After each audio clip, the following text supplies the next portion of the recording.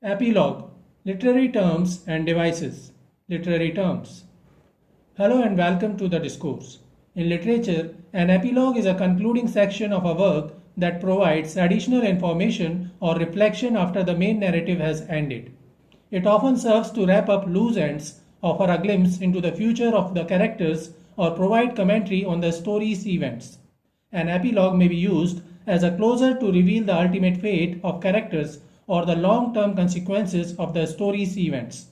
Sometimes an epilogue is used to suggest a shift in perspective and it is told from a different point of view or at a later time. Epilogue can be used to offer reflection. It can offer philosophical or thematic insights beyond the main narrative. In some cases, an epilogue works as a sequel hook. It sets up a future story or leaves room for interpretation. Epilogue and afterword. While both an epilogue and an afterword appear at the end of a book, they serve distinct purposes. Written in the same style as the rest of the work, an epilogue remains part of the story's fictional world, serving to enhance closure or reflection. For example, in Harry Potter and the Deathly Hallows, the epilogue fast forwards 19 years to show the protagonists as adults delivering emotional resolution. Epilogues can also shift perspectives, add thematic depth, or leave readers with a final, resonant image. Their purpose is narrative, completing the story's arc rather than stepping outside it. An afterword, by contrast, is non-fiction component typically written by the author, editor, or another contributor to discuss the book's creation, context, or significance. Unlike an epilogue, it breaks the fourth wall, addressing the reader directly about real-world aspects of the work, such as research, inspiration, or historical background. Often found in memoirs, academic texts, or reissued editions, an afterword might reflect on the book's reception, include updates, or analyze its themes. For instance, George Orwell's 1984 sometimes features an afterword examining its political warnings. The afterword's role is analytical or explanatory, separate from the narrative itself, and appeals to readers' curiosity about the work's origins or impact. Prologue and Epilogue. A prologue is an introductory section of a literary work that provides background information, sets the tone, or frames the narrative. It can establish context, introduce key themes, or even address the reader directly. In William Shakespeare's Romeo and Juliet, the chorus delivers a sonnet as a prologue, summarizing the play's tragic plot. Two households, both alike in dignity, a pair of star-crossed lovers, take their life. This foreshadows the fate of the protagonist and creates dramatic irony. In George Orwell's Animal Farm, the novel opens with Old Major's speech, which serves as a prologue by outlining the principles of animalism and inspiring the rebellion. This sets up the central conflict and themes of revolution and corruption.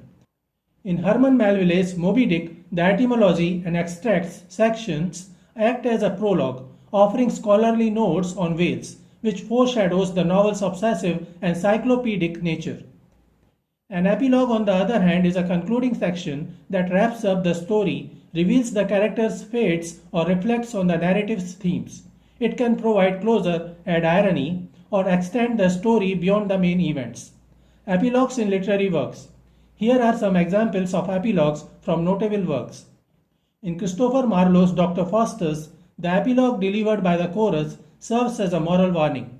After Faustus's damnation, the chorus admonishes the audience to avoid his pride and hubris, stating, "Cut is the branch that might have grown full straight, and burned is Apollo's laurel bow." This reinforces the play's cautionary message about the dangers of unchecked ambition. George Orwell's 1984 features a chilling epilogue in the form of an appendix. The principles of newspeak, though not part of the main narrative, it provides a historical perspective on the party's linguistic control, suggesting that the regime eventually fell. This creates an ironic contrast with Winston's tragic fate, implying that even oppressive systems are temporary. Herman Melville's Moby Dick concludes with an epilogue where Ishmael, the sole survivor of the Pequod, is rescued by another ship. His survival allows him to narrate the story, emphasizing themes of fate and storytelling itself. "And I only am escaped alone to tell thee."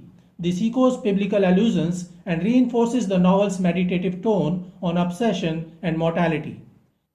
F. Scott Fitzgerald's The Great Gatsby ends with Nick Carraway's reflective passage, which acts as an epilogue. He muses on the American dream and Gatsby's futile pursuit of it, symbolized by the green light. So we beat on, boats against the current, borne back carelessly into the past. The lyrical conclusion underscores the novel's themes of idealism and disillusionment. In George Orwell's Animal Farm, the epilogue reveals the pigs fully assimilated into human behavior, blurring the line between oppressor and oppressed. The final scene, where the animals cannot distinguish pig from man, drives home the novel's critique of cyclical corruption.